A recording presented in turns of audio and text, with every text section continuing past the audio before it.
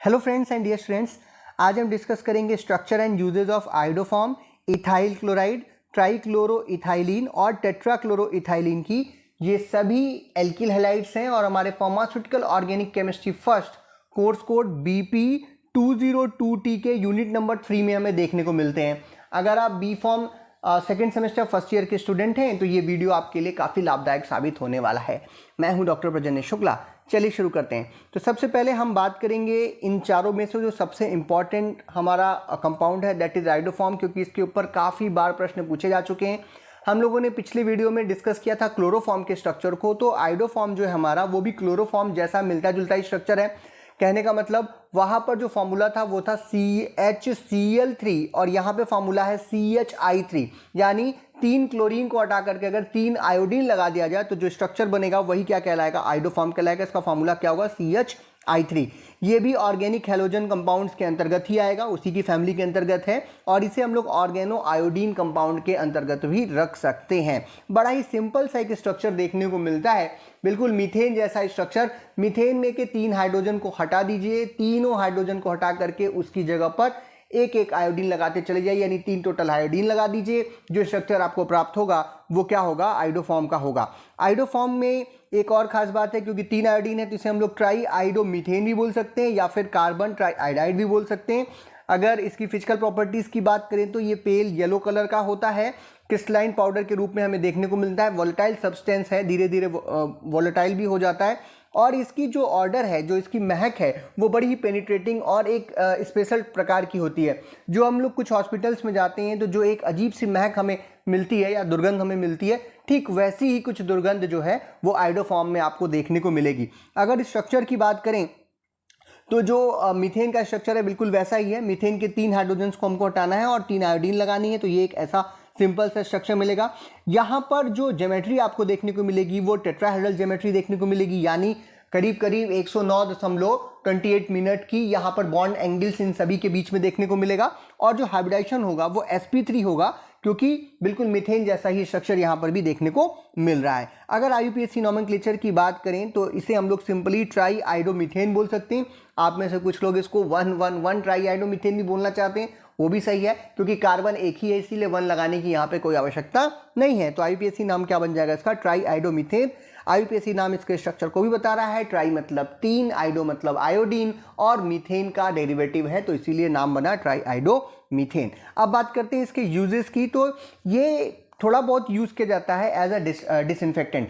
पुराने ज़माने में लगभग 2000 से पहले 1980-1990 के दशक में हॉस्पिटल्स की सफाई करने के लिए इसका बहुत टाइप से प्रयोग किया जाता था, इसीलिए इसकी दुर्गंध वहाँ पे बहुत ज़्यादा देखने को भी मिलती थी। धीरे धीरे इसको अब हम लोग कम यूज़ कर रहे हैं, बिकॉज ये कुछ हेल्थ हैजार्ड्स प्रोड्यूस करता है, आयोडीन की मात्रा ज़्यादा देता है, इस वजह से पुराने टाइम में पुराने ज़माने में इसको हम लोग जो है ड्रेसिंग के लिए या फिर जो छाले पड़ जाते हैं उनमें लगाया जाता था, क्योंकि इसके अंदर एक एंटीसेप्टिक या आप कह सकते हो एंटी मैक्रोबियल एक्टिविटी होती है। बिकॉज आयोडोफॉर्म है तो आयोडीन रिलीज करेगा, आयोडीन रिलीज करेगा तो आयोडीन जो है वो प्रोटीन प्रेसिपिटेशन कॉज करता है, क्या नाम है आपके बैक्टीरियाज का, या फिर उनकी जो सेल वॉल है उसको डिस्टिंक्ट करता है, तोड़ता है, जिससे उसको किल कर देता है। तो एंटीसेप्टिक प्रॉपर्टी तो यहाँ पर है, लेकिन प्रॉब्लम क्या है कि आयोडीन जो आयोडोफॉर्म है, अगर हम सीधे इसको अपने घावों पर, अपने ऊपर, अपनी स्किन पर लगाएंगे तो 2-3 प्रॉब्लम है। पहली प्रॉब्लम तो ये कि ये बहुत ज़्यादा इरिटेटिंग होता है,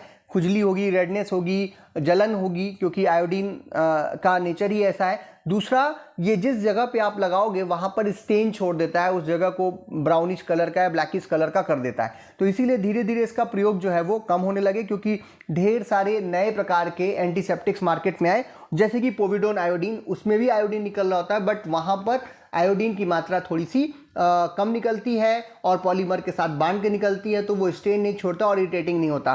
तो इसीलिए आयोडोफॉर्म का प्रयोग इस तरीके से अब कम हो गया है। हाँ, ये है कि इसमें अभी आज भी सर्जरी से पहले जो यूज़ होने वाले इंस्ट्रूमेंट्स हैं उनके स्टेरिलाइजेशन के लिए इसका प्रयोग हम लोग करते हैं, क्योंकि इसके साइड इफेक्ट्स मैंने आपको अभी बताए। इसीलिए जो नए प्रकार के एंटीसेप्टिक्स मार्केट में आजकल उनका प्रयोग ज़्यादा किया जाता है, आयोडोफॉर्म का प्रयोग वहाँ पे अब नहीं किया जाता। लेकिन पेट्स में जो आपके कैट्स हैं, जो एनिमल्स आप लोग पालते हैं, डॉग्स हैं, उनके लिए एंटीसेप्टिक बनाने के लिए इसका प्रयोग आज भी किया जाता है। एज अ एक्टिव इंग्रेडिएंट, साथ में कुछ जिंक क्लोराइड या जिंक के कोई और कंपाउंड और साथ में प्रोपियोनिक एसिड इत्यादि डाल करके इन्फेक्शन इत्यादि को प्रिवेंट करने के लिए आज भी इसका प्रयोग किया जाता है। साथ ही साथ जो पेट्स हैं उनके ईयर्स में भी इसका प्रयोग करते हैं, जो उनके बाल वगैरह हैं, ईयर में जो बाल आते हैं उनको भी हटाने के लिए भी इसका प्रयोग किया जाता है। साथ ही साथ अदर इंडस्ट्री की बात करें तो आज के समय में ये क्लीनिंग पोलराइज फिल्म जैसे कि LCDs हैं, LEDs हैं, उनके क्लीनिंग इत्यादि के लिए भी इसका प्रयोग करते हैं।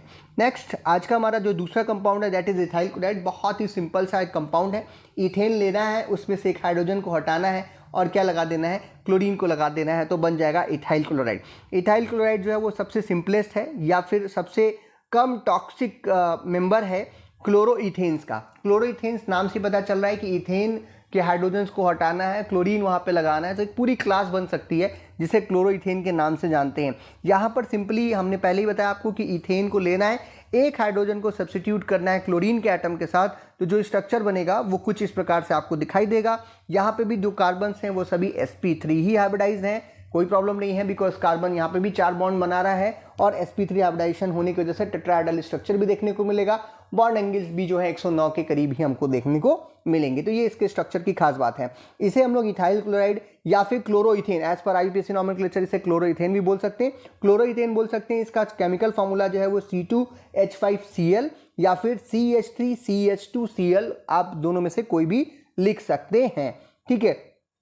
ये एक कलरलेस गैस होती है रूम टेम्परेचर पर। अगर इसे हम लोग बहुत ज़्यादा प्रेशर लगाते हैं तो लिक्विडिफाइड में भी रहता है, लेकिन जैसे ही आप उसको बाहर निकालोगे वापस से वो गैसियस फॉर्म में कन्वर्ट हो जाता है। ये बहुत ही मतलब इसकी जो स्मेल है बहुत ज़्यादा कैरेक्टरिस्टिक स्मेल है, बहुत ही तेज स्मेल होती है। जहाँ पर भी ये आप रिलीज करोगे तुरंत आपको पता चल जाएगा कि यहाँ पर इथाइल क्लोराइड जो है वो क्या नाम है, गैस के रूप में यहाँ प्रेजेंट है। मैंने पहले बताया कि जो इसका हाइब्रिडाइजेशन है वो sp3 है और IUPAC नॉमेनक्लेचर जो है इसका वो क्लोरोइथेन, क्योंकि हमने आपको बताया था एल्किल हैलाइड्स का नाम लिखना, तो हमने कहा था इनको हम लोग एल्केन के डेरिवेटिव मानते हैं। तो जो भी एल्केन है उसमें से जो हाइड्रोजन आपने हटा के जो भी ग्रुप लगाया है उसे आप लोग सिंपली लिख दीजिए। तो यहाँ पे क्लोरो ग्रुप लगा हुआ है इथेन में, तो इसीलिए नाम बन गया क्लोरोइथेन। एक चीज़, इसे 1 क्लोरोइथेन भी हम लोग फिर से लिख सकते हैं, लेकिन आपको मालूम है कि इथेन में 2 ही कार्बन है और जिस कार्बन पे ही क्लोरो ग्रुप लगेगा वही 1 हो जाएगा, इसीलिए यहाँ पे 1 लिखने की कोई आवश्यकता नहीं है। नाम इसका क्या बन रहा है, क्लोरोइथेन। अब बात करते हैं यूजेस की। तो क्लोरोइथाइल जो है वो सिंपली आप देखेंगे तो कुछ जगहों पे स्पोर्ट्स वगैरह में हम लोग देखते हैं वहाँ पर एक स्प्रे मार देते हैं जब किसी को चोट लग जाती है खिलाड़ियों को, तो जो वो स्प्रे है जनरली उस स्प्रे में टॉपिकल स्प्रे जो कि स्किन के ऊपर लगाते हैं, इसे खाना नहीं है, स्किन के ऊपर गैसेस फॉर्म में आता है, तो उस स्प्रे में टॉपिकल इथाइल क्लोराइड स्प्रे के रूप में इसका प्रयोग किया जाता है एज अ, आप कह सकते हो, एनाल्जेसिक। क्यों? क्योंकि ये प्रिवेंट करता है पेन को, जैसे कि इंजेक्शंस के पेन है वहाँ पर, या फिर कुछ छोटे मोटे अगर सर्जिकल प्रोसीजर्स हैं तो वहाँ पर, या स्पोर्ट्स की जो इंजरी है थोड़ी देर के लिए रिलीफ देने के लिए ताकि आगे तक पहुँच सके हॉस्पिटल तक, थोड़ी देर जो दर्द हो रहा है वो कम हो जाए, और एरोसोल फॉर्मुलेशंस बनाने के लिए, बिकॉज ये गैसियस फॉर्म में है तो एरोसोल फॉर्मुलेशंस के रूप में हमें देखने को मिलता है। साथ ही साथ जो है ये कई बार जो है डीप मसल पेन जो है, और जो अगर मसल स्ट्रेचिंग टेक्निक्स जो करवाते हैं डॉक्टर्स, उनके साथ थोड़ा बहुत दर्द को सहने के लिए भी इसका प्रयोग जो है वो वहाँ पर हम लोग इथाइल क्लोराइड के स्प्रे का कर सकते हैं। ये एक माइल्ड टॉपिकल एनास्थेटिक है और कई बार ईयर की जो पिकरिंग हो रही है उसके लिए, या फिर दर्द जो हो रहा है कान में, या फिर स्किन की बायोप्सीज इत्यादि करते समय जो दर्द होता है, तो उससे बचाने के लिए थोड़ी देर के लिए सुन्न वाली स्थिति आ जाती है, यानी एनेस्थेटिक प्रॉपर्टी जो है वो थोड़ी देर के लिए करता है, जिसे आप लोग कह सकते हैं कि नम द स्किन जो लिखा हुआ है उसका मतलब यही है। नेक्स्ट एक चीज़ और है कि ये जो है कुछ इंडस्ट्री में भी जनरली पहले बहुत ज़्यादा यूज़ करते थे। गैसोलीन बनाने में एक एडिटिव की जरूरत पड़ती है जिसे हम लोग टेट्रा इथाइल लेड बोलते हैं, ये काफ़ी इंपॉर्टेंट कंपाउंड है, उसकी सिंथेसिस करने के लिए इथाइल क्लोराइड का प्रयोग किया जाता है। साथ ही साथ जो है आज के समय पर भी इंडस्ट्री में जो इथाइल सेलुलोज बनता है उसको बनाने के लिए हम लोग सेलुलोज के साथ इथाइल क्लोराइड की रिएक्शन कराते हैं और हमें इथाइल सेलुलोज जो है वो प्राप्त हो जाता है, जो कि काफ़ी इंपॉर्टेंट एक कंपाउंड है। साथ ही साथ ये एक डायग्नोस्टिक टूल की तरह भी यूज़ करते हैं इथाइल क्लोराइड को गैसेस फॉर्म में, जो कि डेंटिस्ट के द्वारा जनरली किया जाता है जहाँ पे डेड टूथ होता है, मतलब जो दांत आपका लगभग ख़राब हो चुका है उसको पकड़ने के लिए, उसको डायग्नोस करने के लिए भी इथाइल क्लोराइड स्प्रे का प्रयोग किया जाता है। Next topic is structure of trichloroethyl, जो हमारा अगला कंपाउंड है दैट इज ट्राइक्लोरोइथाइलिन। अब नाम से ही बता रहा है कि यहाँ पर एक खास बात मिलेगी आपको, 3 तो क्लोरो ग्रुप दिखेंगे और एक जो इथाइलिन दिखेगा। इथाइलिन वर्ड ये पुराना नाम है जो पुराने ज़माने में हम लोग यूज़ करते थे। आप लोग इथाइलिन भी जो इथाइलिन है इसको आप इस तरीके से समझ सकते हैं कि ये CH2Cl2 है, सॉरी CH2CH2 है, यानी कि कार्बन कार्बन के बीच में डबल बॉन्ड, यानी कि एल्कीन का एक डेरिवेटिव है। अभी तक जितने हमने देखे, कल हमने देखे थे पिछले टॉपिक में या आज हमने देखे, ये सभी के सभी जो है ऑर्गेनो हेलोजन कंपाउंड्स हैं। लेकिन अब ये जो आप ट्राइक्लोरोइथाइलिन और टेट्राक्लोरोइथाइलिन देखेंगे, ये दोनों जो है एल्कीन के डेरिवेटिव्स हैं। इसके पहले वाले सभी एल्केन के डेरिवेटिव्स थे। तो जो ट्राइक्लोरोइथाइलिन है वो एक सिंथेटिक एजेंट है, ये नेचुरली नहीं पाया जाता। पहली चीज़, लाइट सेंसिटिव है, वोलाटाइल होता है और कई बार जो है वो कलरलेस लिक्विड के रूप में हमें देखने को मिलता है और ये मिसिबल होता है कुछ या ढेर सारे नॉन पोलर ऑर्गेनिक सॉल्वेंट्स के साथ। इसका जो स्ट्रक्चर की बात करें, मैंने पहले ही कहा आपसे कि ये CH2 यानी कि कार्बन कार्बन डबल बॉन्ड्स में जो हाइड्रोजन्स हैं, एक हाइड्रोजन को छोड़ करके बाकी 3 हाइड्रोजन को रिप्लेस किया जा रहा है। यानी एक कार्बन के ऊपर जो 2 हाइड्रोजन्स थे वो दोनों को रिप्लेस किया गया और दूसरे कार्बन के एक हाइड्रोजन को रिप्लेस किया गया, तो बना ट्राइक्लोरोइथाइलिन। एक चीज़ और है कि यहाँ पर जो ट्राइक्लोरोइथाइलिन है उसका अगर फॉर्मूला अगर हमको लिखना हो तो हम C2HCl3 लिख सकते हैं या फिर Cl2C डबल बॉन्ड CHCl भी लिख सकते हैं, दोनों ही सही है। ये एक क्लियर कलरलेस नॉन इन्फ्लेबल लिक्विड है और इसकी जो स्मेल है वो क्लोरोफॉर्म जैसी ही होती है। जैसे क्लोरोफॉर्म महक रहा था बिल्कुल वैसे ये भी महकेगा, स्वीट स्मेल या फिर ईथर जैसी स्मेल हम लोग इसको कह सकते हैं। हम कह सकते हैं कि ये एक इथीन का डेरिवेटिव है। IUPAC name of ethylene is ethene, यानी कि CH2 और यहाँ से हाइड्रोजन्स को हमको क्या करना है, रिप्लेस करना है और यहाँ पे एक हाइड्रोजन को छोड़ देना है। तो 3 हाइड्रोजन को 3 क्लोरीन एटम के साथ रिप्लेस कर दीजिएगा इथीन में, तो आपको ट्राइक्लोरोइथीन जो है इथाइलिन जो है वो प्राप्त हो जाएगा।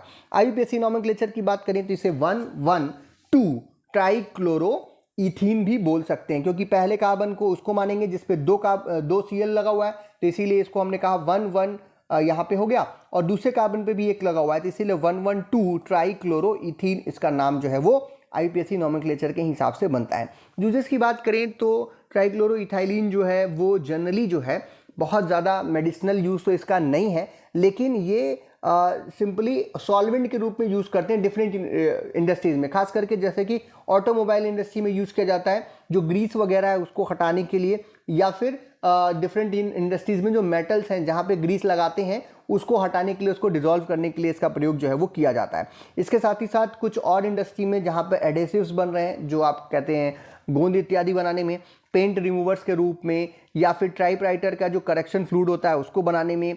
आजकल तो टाइपराइटर बहुत कम यूज हो रहा है, लेकिन पुराने ज़माने में बहुत ज़्यादा इसका प्रयोग किया जाता था, या फिर स्पॉट्स रिमूवर इत्यादि के रूप में इसका प्रयोग जो है वो किया जाता है।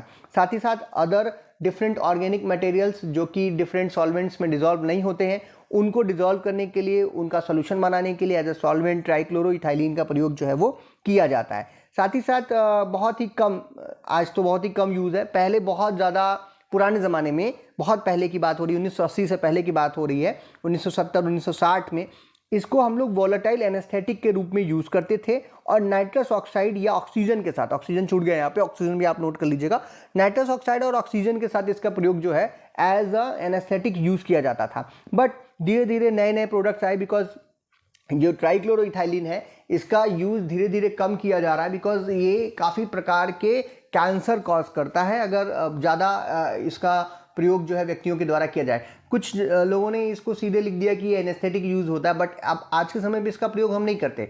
कुछ अलग कंपाउंड्स आ गए, जैसे कि हेलोथेन है, काफ़ी आप इंपॉर्टेंट है, आप आगे चल करके पढ़ेंगे भी, उसका प्रयोग आजकल हम लोग वोलेटाइल एनेस्थेटिक के रूप में करते हैं। अब ट्राइक्लोरोइथाइलिन का नहीं करते, because it is an cancer causing agent, तो इसका प्रयोग आज के समय में लगभग पूरी तरीके से बंद कर दिया गया है।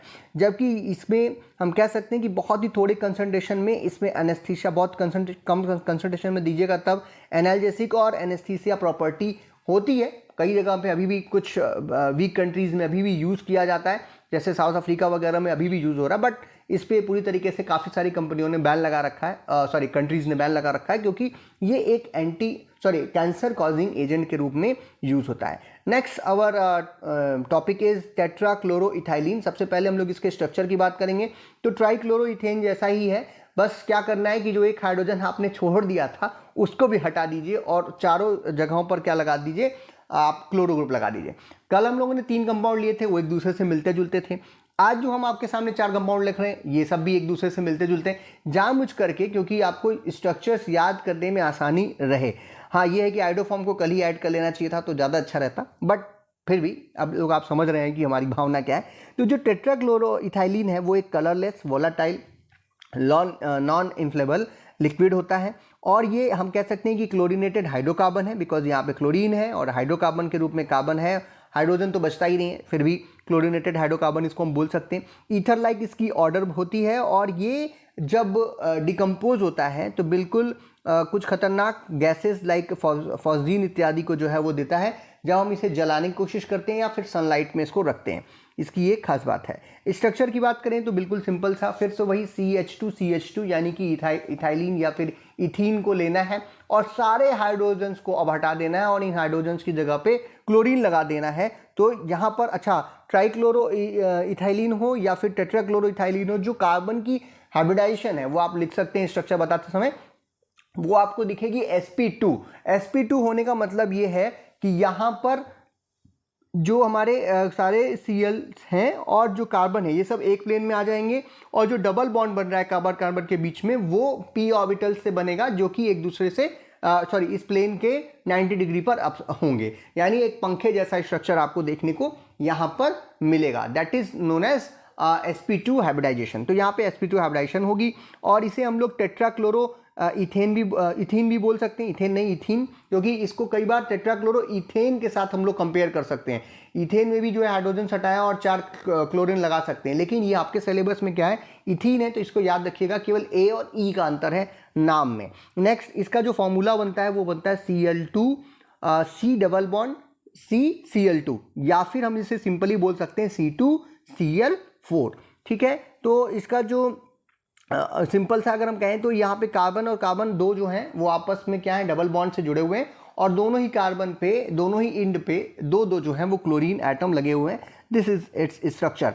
और ये भी जो है इथीन का ही एक डेरिवेटिव, यानी CH2 डबल बॉन्ड CH2 का एक डेरिवेटिव है, जहाँ पे चारों हाइड्रोजन्स को 4 क्लोरीन एटम के साथ क्या कर दिया गया है, रिप्लेस कर दिया गया है। एक और खास बात है कि ये ऐसा नहीं कि सिर्फ सिंथेसिस करके हम इसे प्राप्त कर सकते हैं, ये नेचुरली भी पाया जाता है कुछ प्लांट्स में, जैसे कि गॉसियम हिस्टोरियम जो एक प्लांट है, इसके एक्सट्रैक्ट में हम लोग यहाँ से इसको प्राप्त भी कर सकते हैं एज अ नेचुरली। और इसका जो IPSC नॉमेनक्लेचर है, सिंपल टेट्राक्लोरोइथीन बोल सकते हैं इसको, या फिर 1122 टेट्राक्लोरोइथीन भी आप बोल सकते हैं, क्योंकि 2 ही कार्बन है इसीलिए 1122 हमने यहाँ लिखा है। आप इसे टेट्राक्लोरोइथीन बोल सकते हैं, या फिर 11 पहले कार्बन पे 2 लगा हुआ है, दूसरे पे भी 2 लगा है, तो 1122 टेट्राक्लोरोइथेन भी आप इसको बोल सकते हैं। नेक्स्ट इसका लास्ट दैट इज यूजेस। देखिए ये भी क्या नाम है, पुराने ज़माने में तो बहुत सारी चीज़ें के लिए यूज़ किया जाता था, बट आज के समय पे ये एक क्लीनिंग सॉल्वेंट के रूप में यूज़ करता है, खास करके ड्राई क्लीनिंग के लिए, जो कि हमारे कपड़े हैं, जो हमारे कालीन्स हैं, जो महंगे कपड़े हैं, उनमें जो ड्राई क्लीनिंग आप कराते हैं वहाँ पर टेट्राक्लोरोइथाइलिन का प्रयोग किया जाता है टेक्सटाइल इंडस्ट्रीज़ के अंतर्गत, जहाँ पर गीली चीज़ों से आप इसको प्रयोग नहीं कर सकते। तो सिंपली इसको हम लोग कैसे करेंगे, और ये नॉन इन्फ्लेमेबल है, पहले ही हमने बताया, यानी कि जलनशील नहीं है, तो किसी भी प्रकार के कपड़ों के इत्यादि के ऊपर इसका प्रयोग जो है वो किया जाता है। साथ ही साथ फ्लोरोकार्बन्स के मैन्युफैक्चरिंग में भी इसका प्रयोग किया जाता है। फैब्रिक है, मेटल डिग्रीसिंग के लिए ये भी यूज़ किया जाएगा, जैसे क्लोरोइथीन यूज़ कर रहे थे, बिल्कुल वैसे ही ऑटोमोबाइल्स इंडस्ट्री में या मेटल इंडस्ट्री में जहाँ पर भी ग्रीस इत्यादि होता है, तो उसको हटाने के लिए, उसको डिजॉल्व करने के लिए एज अ सॉल्वेंट टेट्राक्लोरोइथाइलिन का प्रयोग वहाँ पे भी हम लोग करते हैं। इसमें भी थोड़ी बहुत एक्टिविटी है, बट बहुत ज़्यादा इसका भी प्रयोग आप नहीं करते हैं, बिकॉज ये भी कैंसर कॉजिंग एजेंट है। पुराने ज़माने में बहुत ज़्यादा इसका जो है एज एनहेलमेंटिक एजेंट के रूप में यूज़ करते थे, यानी जो पेट में कीड़े इत्यादि होते हैं उन कीड़ों को मारने के लिए हम लोग इसका प्रयोग करते थे एज एनहेलमेंटिक एजेंट के रूप में। लेकिन आज के समय पर इसका प्रयोग इसलिए नहीं करते, खास करके हुक को मारने के लिए, जो आगे से जिसका हुक जैसा बना रहता है वो वाला जो कीड़ा है पेट इत्यादि में पाया जाता है, तो उसको मारने के लिए जो है इसका प्रयोग जनरली किया जाता था, उसके इन्फेक्शन से बचाने के लिए। बट बाद में पता चला कि ये काफ़ी टॉक्सिक है और ये कई तरीके के कैंसर्स कॉज करता है, तो इसे भी बैन कर दिया गया।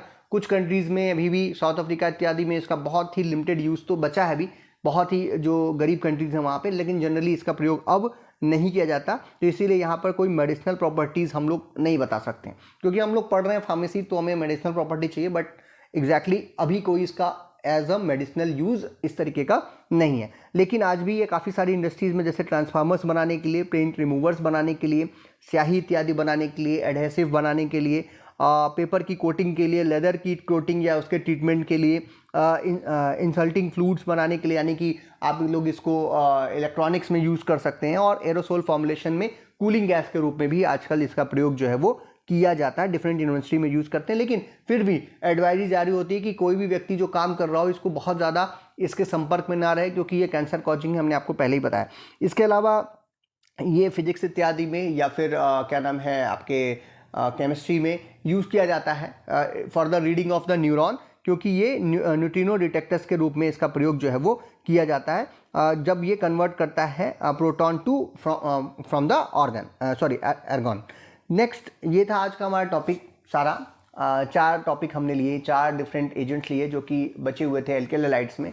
इन चारों के स्ट्रक्चर एंड यूजेस को जितना आसान तरीके से समझ सकते हैं, क्योंकि 2-2 नंबर में बहुत पूछता है स्ट्रक्चर यूजेस, कई बार 3-4 पूछ लेगा तो 5 नंबर 7 नंबर में भी आ जाता है। तो इसलिए आपको इनको ज़रूर पढ़ लेना चाहिए, क्योंकि ये एकदम सॉलिड नंबर देते हैं और इसमें कुछ है भी नहीं ऐसा कि बहुत ज़्यादा समझने वाली चीज़ें। बाकी जो समझने वाली चीज़ें थी, जो रिएक्शन मैकेनिज्म इत्यादि थी, वो सब हमने डिटेल में पहले ही वीडियोज़ बना रखे हैं नोट्स के साथ। उसका लिंक, जो प्लेलिस्ट का लिंक है, वो आपको डिस्क्रिप्शन में मिल जाएगा, आप वहाँ से देख सकते हो। बाकी इससे रिलेटेड कोई प्रश्न आपके हों, कोई सजेशंस, तो आप कमेंट बॉक्स में लिख सकते हैं, उसको हम आंसर करने की कोशिश करेंगे। वीडियो आपको पसंद आया तो इसे लाइक कीजिए, अपने फ्रेंड्स में शेयर कीजिए, चैनल पर नए हो तो चैनल को सब्सक्राइब कीजिए। वीडियो को देखने के लिए बहुत बहुत धन्यवाद। कोई भी सपना साकार करने के लिए सबसे जरूरी है सही कोच का होना।